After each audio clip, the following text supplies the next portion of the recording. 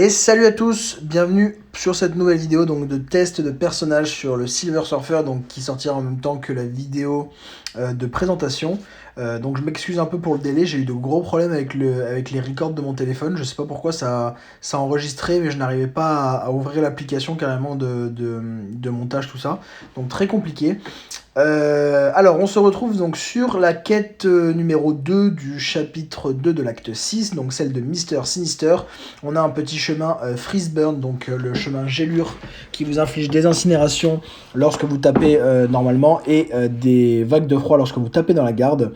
Donc là, pas sur ce perso, il y aura pas ça sur ce perso là, mais sur le perso d'après.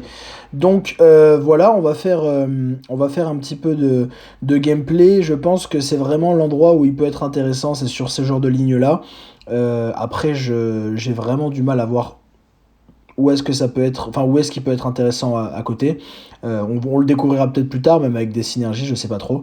Mais pour l'instant, j'avoue que je suis un petit peu perplexe. Donc voilà, pour l'instant on a le premier combat donc, qui se passe plutôt bien. Je suis donc avec, je vais vous montrer les synergies de suite. On a donc une trentaine, 28 coups donc pour un combat de l'acte 6 chapitre 2, pas trop mal.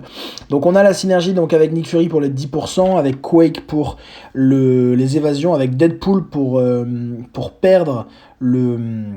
Enfin pour perdre le saignement qu'on a au début du combat, donc plutôt intéressant. Donc là on est sur la ligne Freeze Burn qui va donc nous donner des incinérations et des vagues de froid. Donc là on n'a pas eu une seule, on n'a pas de chance. Voilà, là on a une vague de froid. Donc faut savoir, comme je l'ai dit dans la présentation, que les vagues de froid, oups, je fais de la merde, que les vagues de froid sont comptées comme des buffs en fait et vont donc rajouter des dégâts à Silver Surfer. Donc ça c'est plutôt intéressant. Ce qui est vraiment cool avec ça en fait, c'est que il a donc la possibilité de se heal en fait, tout simplement.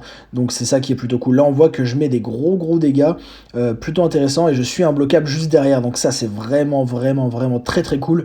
L'imbloquable dure assez longtemps, il est mis en pause en fait dès le début du SP2, donc c'est plutôt intéressant. On est sur un combat à 30 coups, donc franchement clairement rien à dire. Et du coup on a aussi Hulk, pardon j'ai oublié de le dire, la synergie qui permet en fait de réduire de 3 secondes la barre de buff, enfin de pouvoir cosmique le buff de pouvoir cosmique pardon de Silver Surfer, ce qui nous permet d'avoir des buffs plus rapidement. Normalement c'est toutes les 9 secondes que ça revient et là c'est toutes les 6. Donc c'est plutôt intéressant, bien que pas indispensable du tout, hein, clairement. Donc là voilà, là vous voyez que ce qui est vraiment excellent avec ce perso, c'est que déjà on peut faire voilà, le brise garde, là comme vous l'avez vu, j'étais en dématérialisation puisque j'ai fait un brise garde, hop, et en fait donc c'est soit le perso vous tape et du coup vous êtes en démat, vous prenez rien, soit l'adversaire vous évade tout simplement et vous esquive et basta quoi. Donc vraiment intéressant. Hop, là je voulais me prendre un dégât de décharge parce que voilà, mais du coup j'ai pas pu, j'avais la synergie avec l'évasion. Donc voilà, vous voyez que les combats sont quand même vraiment intéressants. Là, un gros brise-garde à 19 000. Bon, on a la borne qui augmente les dégâts sur les critiques, hein. C'est la borne globale de Sinister. Mais tout de même, on fait quand même de bons dégâts. Vous voyez que Silver Surfer, en plus, donc sur ce genre de borne, peut être vraiment intéressant puisque si vous avez volonté, il se soigne vraiment pas mal. Juste en ayant des debuffs en fait, donc ça c'est très cool. Ça peut vraiment aider sur certaines quêtes, certaines bornes. Je vous avoue, pour l'instant j'ai pas encore trouvé l'endroit où il est vraiment fort, excepté sur cette ligne parce que ça c'est juste normal. Mais sinon je vous avoue que j'ai pas encore trouvé. Donc je dis pas qu'il y a pas d'endroit où il n'est pas fort, hein. Peut-être que je dis peut-être qu'on va trouver un truc, hein, mais là je vois pas. Donc là ce qui est vraiment intéressant, vous voyez que là je viens de faire le SP2 et derrière je peux directement enchaîner en fait parce que je suis imbloquable. Donc ça c'est vraiment ultra cool. Pour le coup ça c'est un truc qui est vraiment sympa sur ce perso là. Ça c'est vraiment plutôt cool. Là je refais un petit SP2 même si j'aurais pu terminer avec un brise garde. Donc vous voyez que le SP2 fait quand même assez mal, hein.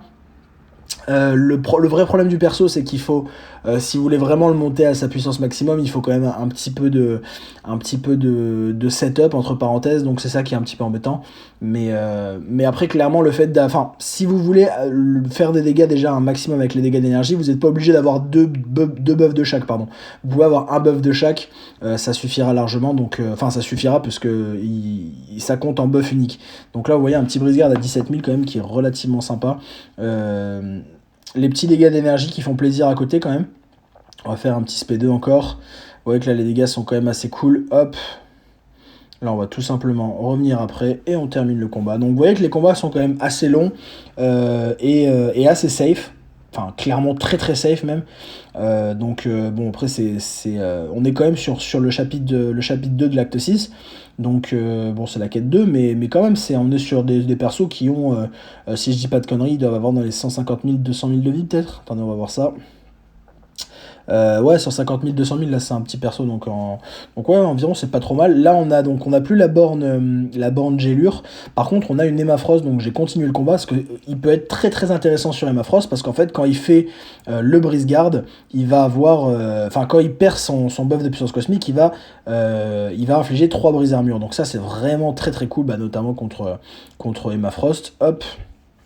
Donc franchement pas mal, vraiment pas mal. Là je fais un petit SP1, je vais essayer de buff un petit peu le perso.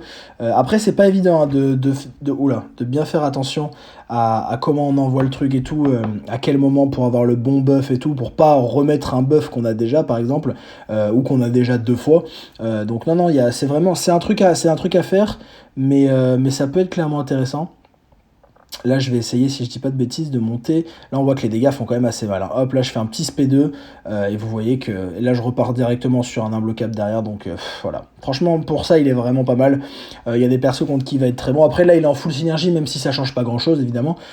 Puisqu'il n'y a rien qui augmente clairement son attaque, à part Nick Fury de 10%. Donc voilà, faut pas dire, ah, mais t'es full synergie, c'est pour ça. Donc clairement, là, il y a rien. Il y a 10% d'attaque sur Nick Fury. Donc, c'est clairement pas ça qui fait les dégâts. Et heureusement, parce que là, on peut pas dire que les dégâts sont incroyables. Bon, là, on a un petit 12 000 en brise-garde qui, mine de rien, fait plaisir. Donc, je vais vous montrer sur le soldat de l'hiver, pardon, puisque sur laquelle j'ai pas montré tous les SP3, tout ça. Donc, je voulais vous montrer un petit peu, bon, même si c'est pas.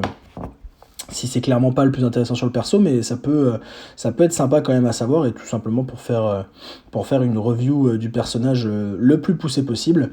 Hop, donc là on voit que j'ai un buff de vigilance qui s'est activé, donc qui va m'empêcher de manquer. C'est-à-dire que je pourrais taper des ghosts, des femmes invisibles, ou des Mysterio, ou des trucs sans avoir peur de manquer, donc ça c'est plutôt intéressant, faut dire. Hop. Alors là, voilà.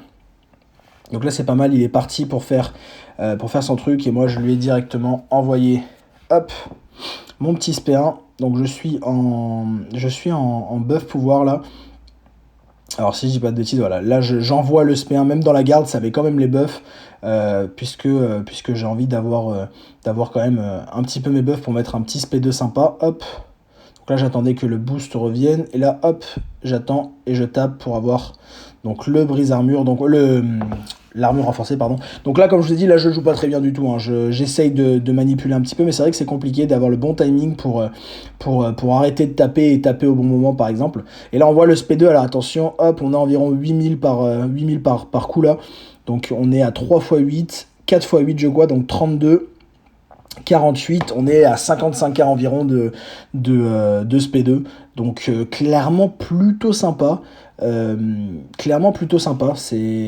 avait le buff de vigilance et le buff imbloquable, donc qui nous permettait de rajouter des dégâts aussi sur les trucs. Donc franchement, voilà, ça se prend, clairement ça se prend. C'est pas le meilleur, mais ça se prend. Donc là, ça c'est un petit peu un des trucs relous, c'est que si vous faites le brise-garde, que la personne vous contre-attaque pas direct et qu'après elle fait son SP1, son SP en général, vous êtes un peu niqué, parce que la dématérialisation dure pas très longtemps, mais en général ça arrive quand même très peu souvent.